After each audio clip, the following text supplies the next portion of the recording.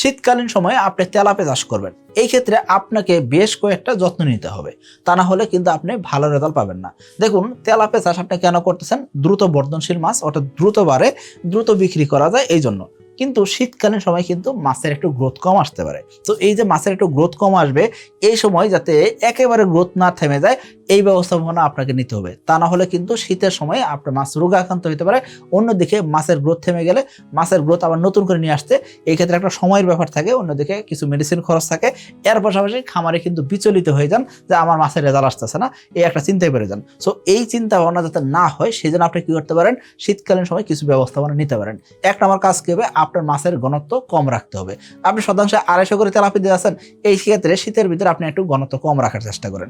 দ্বিতীয় যে কাজ করবেন সেটা কি, পানির গভীরতা কমপক্ষে 4 থেকে 5 ফিট রাখার চেষ্টা করেন।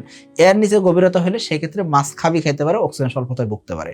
তৃতীয় যে কাজটা আপনার করতে হবে, পুকুরে যাতে গ্যাস না হয় সেই ব্যবস্থাপনাগুলো আপনাকে নিতে হবে। এর পাশাপাশি পুকুরে মাঝে মাঝে হরা টেনে দেখতে হবে যে আপনার পুকুরে গ্যাস আছে কিনা, এবং কি আপনার পুকুরে পানি নিয়মিত কমতে পারে, সো আপনাকে নিয়মিত পানি দেওয়ার ব্যবস্থা রাখতে হবে। যাদের পুকুরে এয়ারোটর ব্যবস্থা আছে তারা এয়ারোটর চালাতে পারেন। সকালবেলা মাছ খাবি খাওয়ার সম্ভাবনা থাকে, ওই সময় আপনি এয়ারোটর চালাতে পারেন।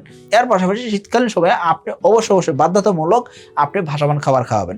সারা বছর হয়তো আপনি একবেলা ডুবন্ত খাবার খাইছেন আর একবেলা ভাসমান খাওয়াইছেন, কিন্তু শীতকালীন সময় আপনি অবশ্যই ভাসমান খাবারই দিবেন। আর খেয়াল করবেন, ভালো জাতের তেলাপিয়া না হলে সেক্ষেত্রে কিন্তু মাছ রোগে আক্রান্ত হতে পারে।